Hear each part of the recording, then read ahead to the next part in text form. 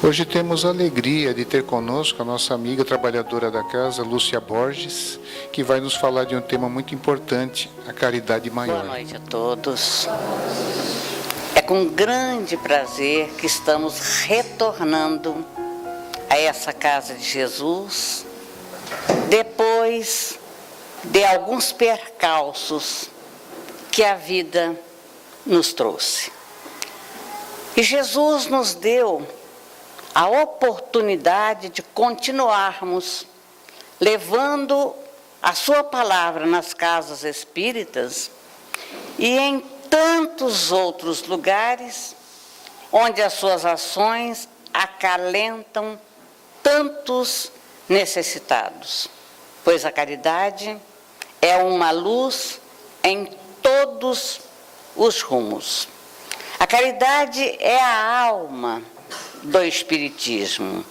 Ela resume todos os deveres do homem para consigo mesmo e para os seus semelhantes. Eis porque se pode dizer que não há verdadeiro espírita sem caridade. A caridade é uma virtude que pressupõe uma ação.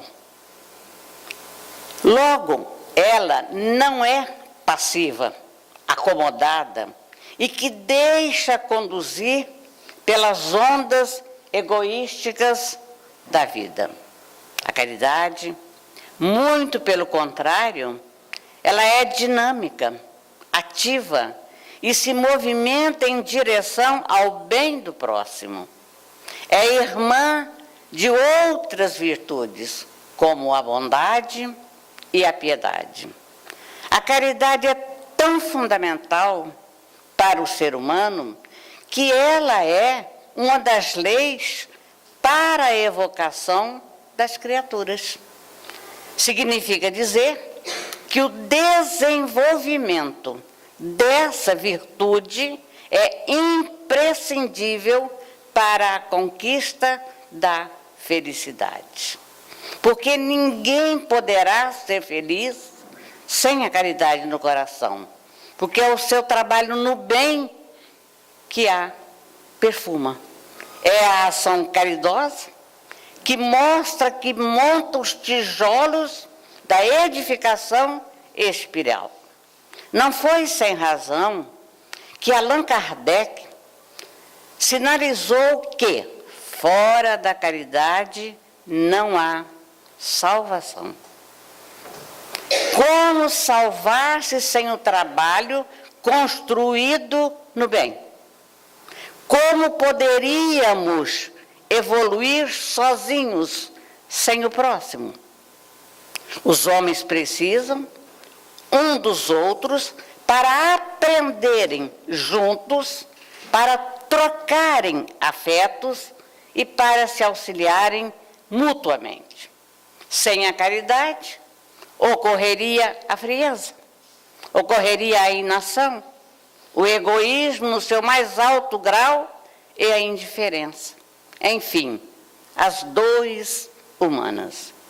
Mas a caridade é ainda uma dessas palavras de sentido múltiplo, cujo inteiro alcance deve ser bem, mas muito bem compreendido. E se os espíritos não cessam de pregar e de a definir, é que provavelmente reconhece que isto ainda é necessário.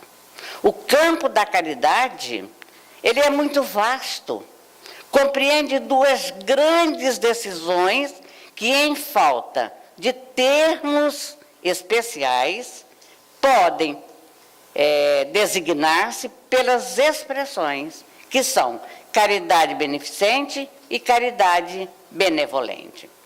Compreende-se facilmente a caridade beneficente, que é naturalmente proporcional aos recursos materiais de todos, ao mais pobre, ao mais rico, que é preciso, então, para praticar a caridade benevolente, que é preciso? Amar ao próximo como a si mesmo.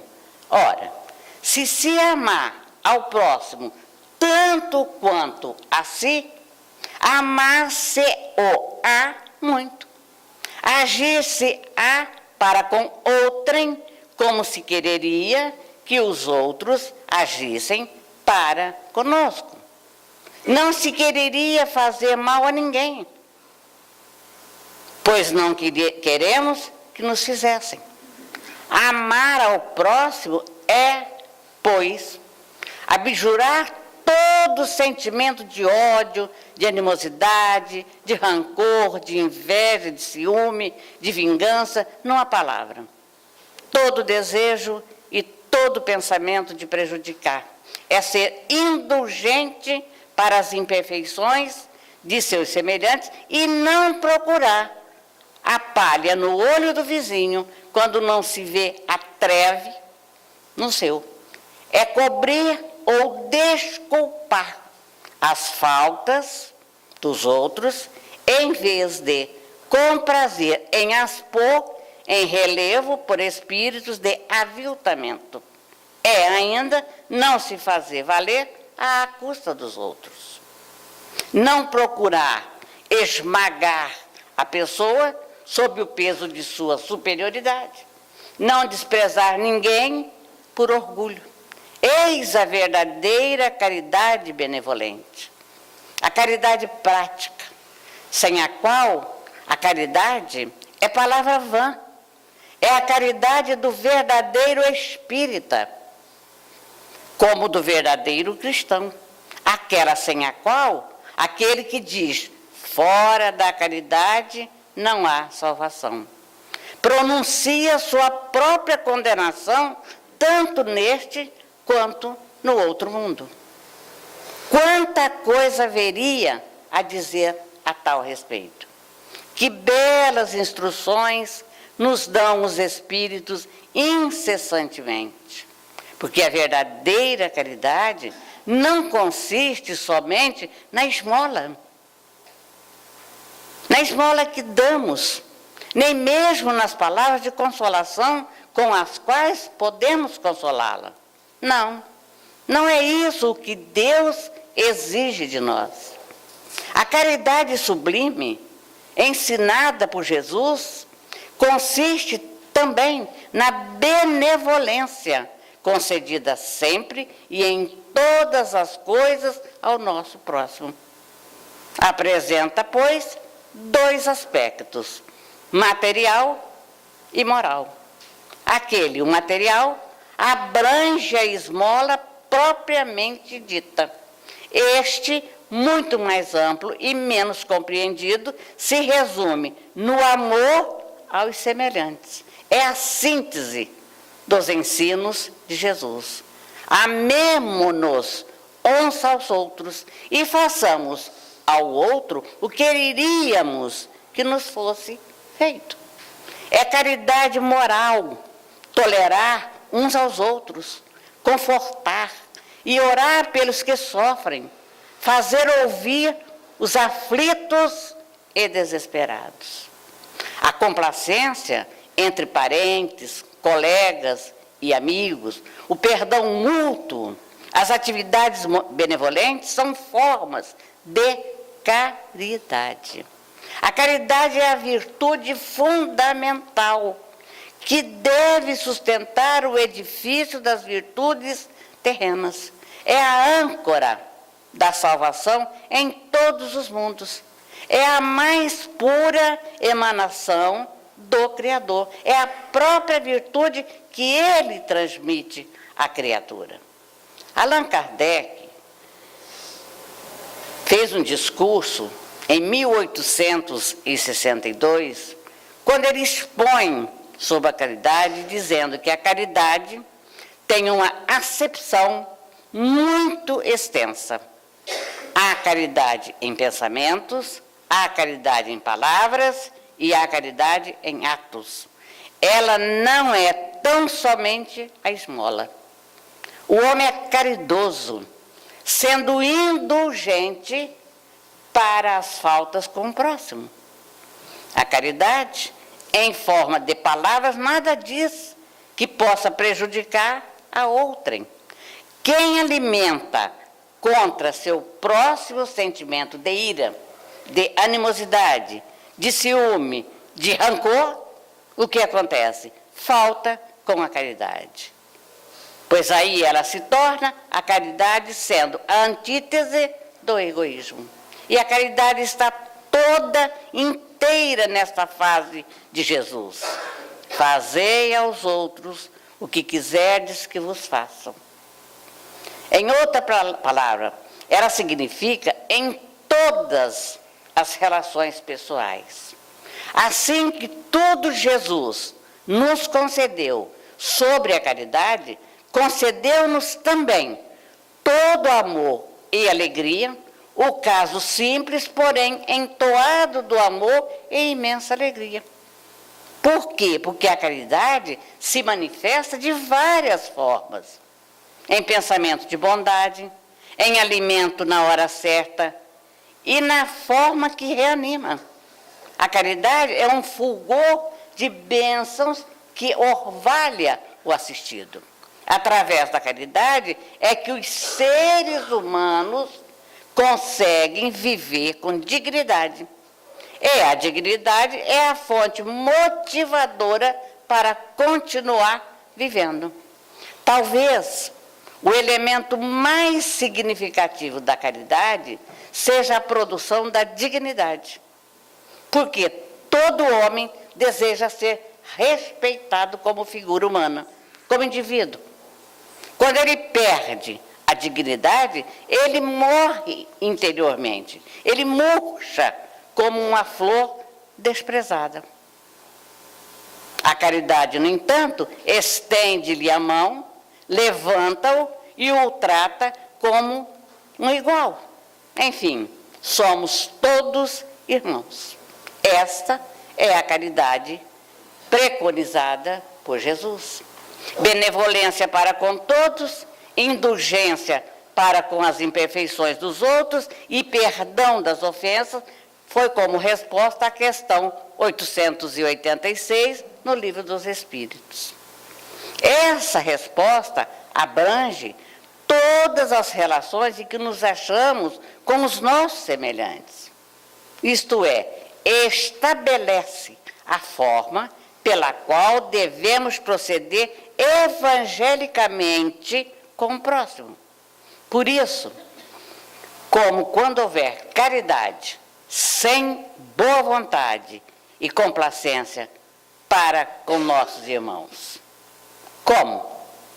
É por isso que o apóstolo Paulo deixou aquela bela página a respeito da caridade. Ele disse, ainda quando eu falasse todas as línguas dos homens e a língua dos próprios anjos, se eu não tiver caridade, serei como bronze que soa e um símbolo que retine. E continua, a caridade é paciente, é grande e benfazeja. Ele chegou a colocar a caridade acima da fé e da esperança, porque a caridade está ao alcance de todos nós. O que nos emocionou muito é a grande dedicação com a caridade, uma senhora pobre, porém dedicada e confiança. O que ela fez? Se arrumou, vestiu seu vestido surrado, que guardava com zelo para a ocasião mais importante da sua vida pacata e rotineira. Ir ao templo.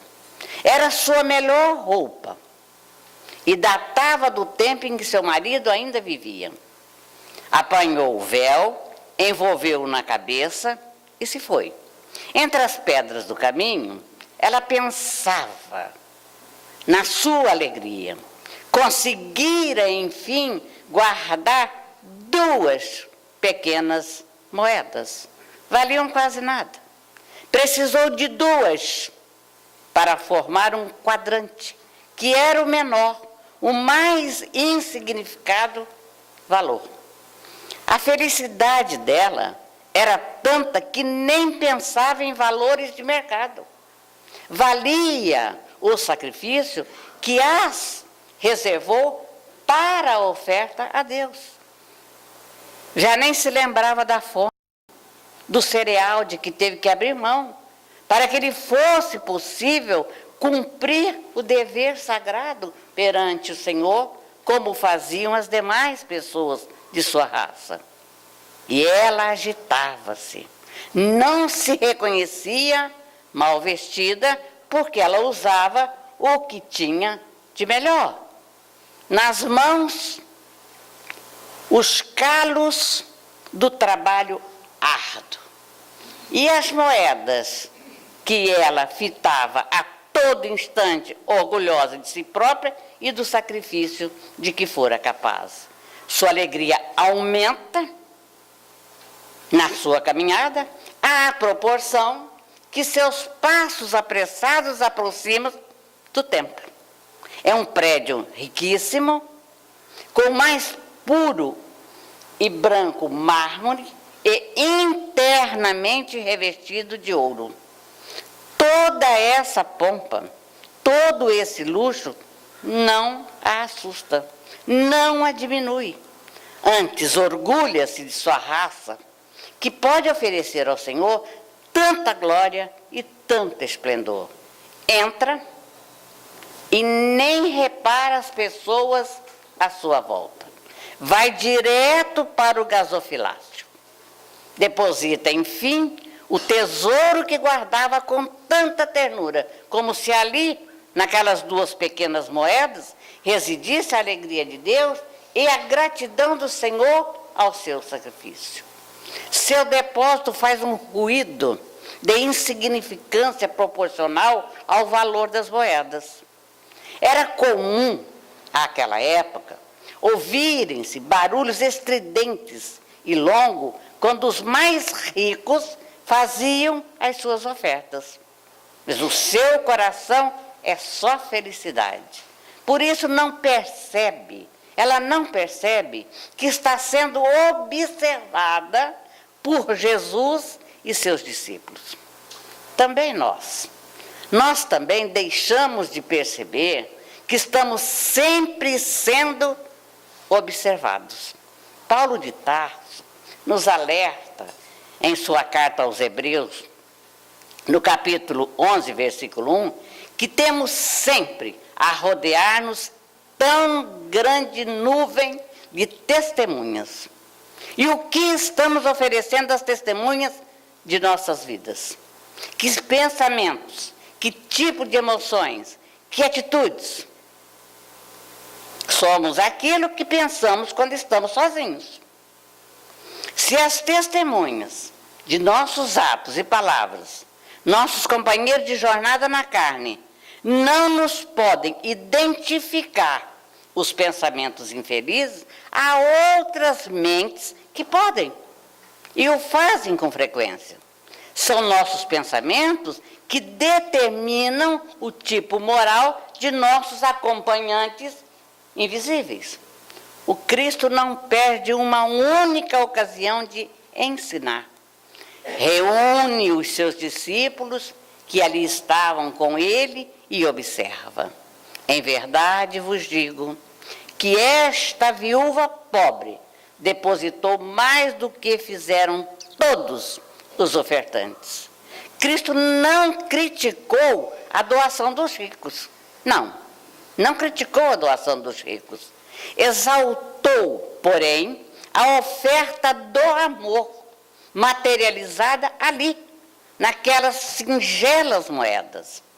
E ressalta outro valor que não costumamos computar: o sentimento.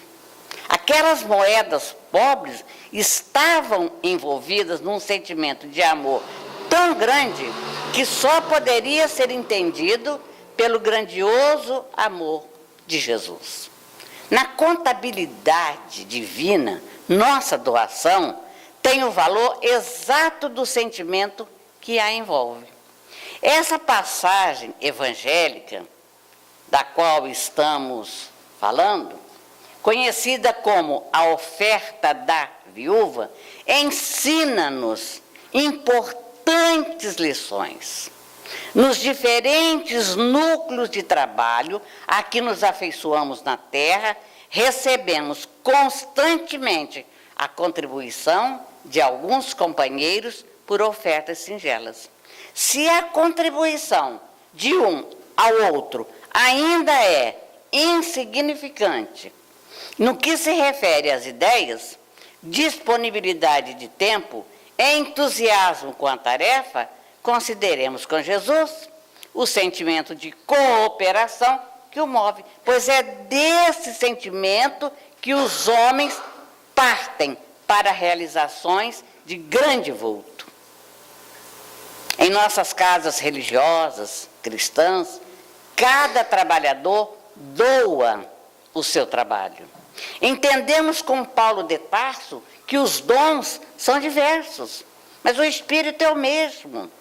E também há diversidade de serviços, mas o Senhor é o mesmo.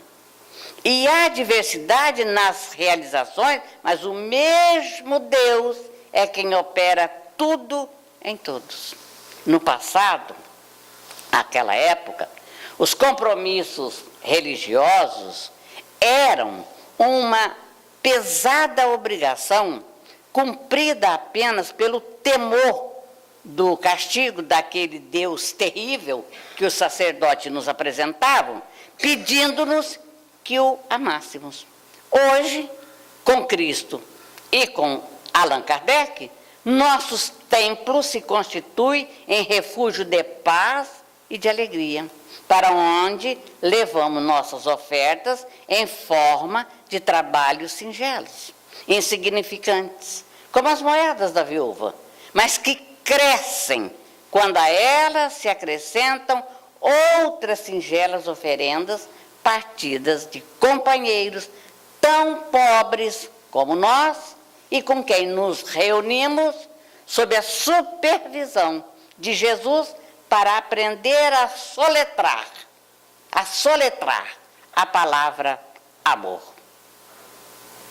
É isto que a doutrina espírita espera de nós, que possamos fortalecer através de uma união determinada pelo verdadeiro amor fraterno, superando nossas divergências, que nos conciliemos com aqueles que estão à nossa volta, superando nossas dificuldades, combatendo nossas vaidades pessoais em nome da construção do ideário espírita. A par do conhecimento, da dedicação, do gosto pelo estudo ao espírita, não pode faltar este contributo essencial em nome do qual poderão ser combatidos os personalismos que tanto mal têm produzido a verdadeira compreensão do próprio ideário do cristianismo.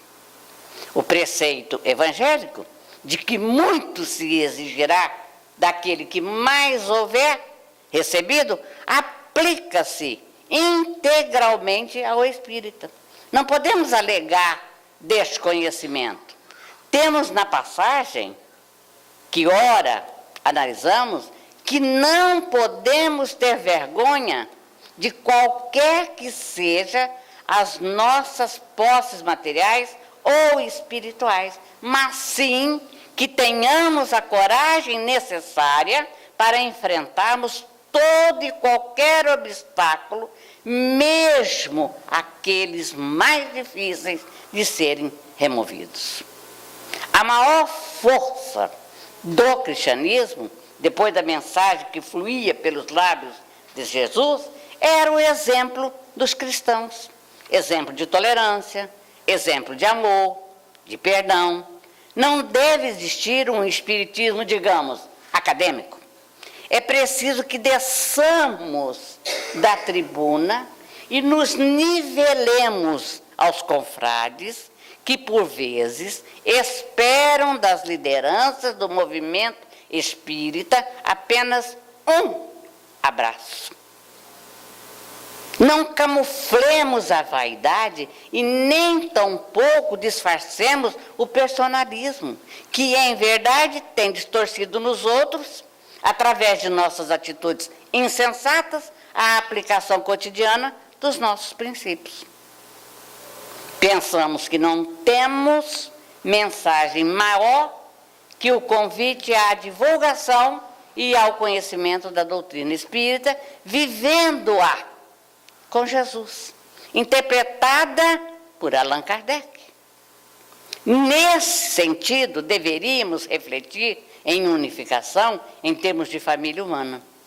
Integrarmos-nos na vida comunitária, vivendo-lhes as necessidades e lutas, os problemas e as provas com a luz do conhecimento espírita, clareando atitudes e caminhos. Deveria ser uma das obrigações mais simples. Não podemos entender o Espiritismo sem Jesus e Allan Kardec, para todos e ao alcance de todos, a fim de que os nossos princípios alcancem os fins a que se propõe. A oferta da viúva era insignificante. No entanto, ela preenchia com a sua humilde contribuição o sentimento de amor e ajuda aos pobres tanto quanto ela, e com isso cumpria o seu dever. Allan Kardec abre um capítulo no Evangelho segundo o Espiritismo sobre o amor. E tem por título: amar o próximo como a si mesmo. Fazer para os outros o que quereríamos que os outros fizessem por nós. É a mais completa expressão da caridade, porque resume todos os deveres para com o próximo. Não se pode ter guia mais segura a esse respeito, que tomamos por medida do que se deve fazer para os outros aquilo que se deseja para si. A verdadeira caridade é um dos mais sublimes ensinamentos que Deus deu ao mundo. Porque a verdadeira caridade não consiste somente na esmola que damos, nem mesmo nas palavras de consolação, com as quais podemos acompanhá-las. Não, não é só isso o que Deus exige de nós. A caridade sublime ensinada por Jesus consiste também na benevolência, concedida sempre e em todas as coisas ao nosso próximo. Os tempos estão próximos. A fraternidade reinará neste globo. A lei do Cristo é que regenera os homens. E só ela será o freio e a esperança e conduzirá as almas às moradas bem-aventuradas. A lei do amor está justamente aí. É o substrato de todo o Evangelho, a essência de toda a lei. Jesus resumiu toda a sua doutrina nessa assertiva. Tal a sua importância que o Senhor da vida nos inspire e nos auxilie a continuar cumprindo com os nossos deveres sempre. É como informava o excelente cristão de Hipona, Santo Agostinho, quando ele dizia: eu procurava Deus lá fora, e eis que Ele estava dentro de mim. E é com Deus dentro de nós que podemos, sem medo, ofertar o melhor que temos, e assim ajudando, seremos ajudados. Amparando, que seremos amparados. Amando, seremos amados. É como o ditado budista: as mãos que oferecem flores ficam perfumadas. Assim é a vida. Ela sempre responderá pelo que fazemos. É como um eco ou espelho. Ele reproduz os gestos e demais atitudes das pessoas. Praticando o bem, teremos o bem a nosso favor. Amando, teremos amor ampliado dentro de nós. Portanto, não tentemos de maneira alguma mudar a vida. Mudemos a nós. E a nossa vida se modificará. Procuremos a paz hoje e sempre. Façamos sempre a caridade e, com certeza, teremos sempre a presença de Jesus a nos acompanhar. Os espíritos que nos rodeiam aqui são inumeráveis, atraídos pelo objetivo que nos propusemos ao nos reunir, a fim de dar aos nossos pensamentos a força que nasce da união. Damos aos que são caros uma boa lembrança, paz e o penhor de nossa afeição, encorajamento e consolações aos que estão necessitados. Façamos de modo que cada um recolha a sua parte dos sentimentos de caridade benevolente, de que estivermos animados, e que esta reunião dê os frutos que todos têm o direito de esperar.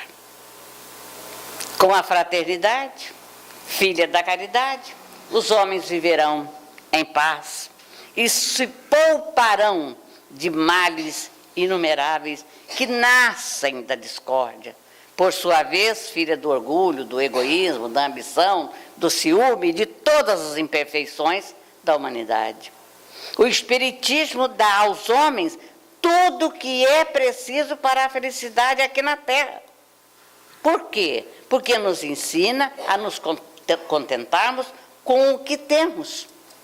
Que os espíritos sejam, pois, os primeiros a aproveitar os benefícios que ele traz. E que inauguremos entre nós o reino da harmonia que resplenderá nas gerações futuras. Assim como a semente traça a forma e o destino da árvore. E os nossos próprios desejos é que nos configuram a vida. É como diz Rabindranath Tagore: de cânhamo teci tua coberta, de palha trancei a tua esteira, de barro moldei tua tigela, de canas de bambu construí teu leito, de uvas verdes fabriquei teu vinho, de sândalo perfumei tua casa, de massa ázima fiz teu pão. Depois deitei-me para esperar tua chegada. Dormi sonhando um sonho de luz. Despertei mais tarde, ansiando por tua chegada. Quando abri a porta, o cheiro do sândalo inundou todos os cantos. Quando abri a porta, o vento entrou, suavizando a canícula ardente que me abrasava. Quando abri a porta, o sol chegou tímido a princípio, para logo possuir tudo, iluminando o interior sombrio. Quando abri a porta, a música da praça do mercado tomou de assalto o silêncio, alegrando a minha solidão. Quando abri a porta, aguardava expectante o hóspede ilustre que estava para chegar. Mas à soleira estava deitado um lamentável mendigo da casta dos intocáveis. Olhei-o com estrangeiro, sem saber o que fazer. Sobre a mesa jaziam as iguarias para o meu visitante. O vinho raro aguardava no vaso de barro. No chão, a esteira de palha e na mesa, o pão ázimo e o perfume precioso. A casa estava pronta. Aflito, desolado, temi usá-los com um triste miserável e por um instante pensei em afastá-lo. Levantei os olhos, pensativo, e perguntei-me o que faria o meu visitante se estivesse em meu lugar. O sol bateu em mim. O vento fresco clareou minha ideia perturbada e a alegria da música trouxe-me à lembrança os ensinamentos dele. Envergonhado, abaixei-me, tomando nos braços o pobre lazarento e levei-o com amor para a intimidade do meu lar. Banhei-o, vesti-o, com o pão e o vinho o alimentei. Depois, ainda pensando no compassivo visitante de minha casa, perfumei-o com a preciosa fragrância. E mais desejei fazer, estimei abraçá-lo em nome do Mestre amado e assim o fiz. Ao fazê-lo, passou-se notável transformação. Da face esquálida do mendigo, 2 lágrimas rolaram e os seus olhos brilharam com a doçura dos imortais. Suas mãos, ásperas e encardidas, tornaram-se 2 taças do mais límpido cristal. Os trajes sujos mudaram-se em túnica de alvura ímpar. Atônito e misericordioso, sorriu-me. Aprendi a lição sem palavras do mestre dos mestres.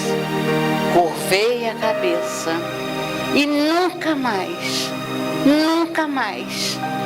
nem mesmo em pensamento, rejeitei os que se abrigam em minha porta. Faço por eles o que faria pelo meu Senhor.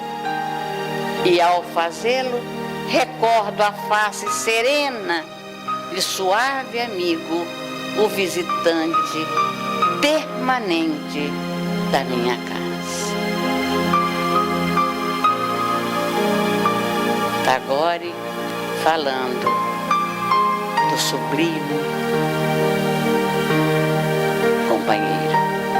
Muito obrigada a todos pela presença tão amorosa e que possamos ter a certeza de que o amigo visitante esteja também sempre em nossa morada e também pelos caminhos de nossa vida. Muito obrigada. Aproveitando esse clima de tranquilidade, de paz, por tão bela poesia do Tagore e pela palestra, agradecemos a Lúcia pelas belíssimas palavras.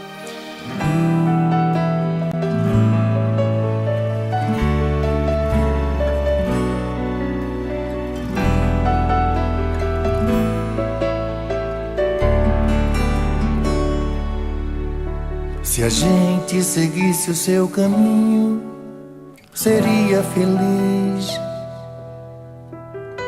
Se a gente ouvisse os seus conselhos, seria feliz.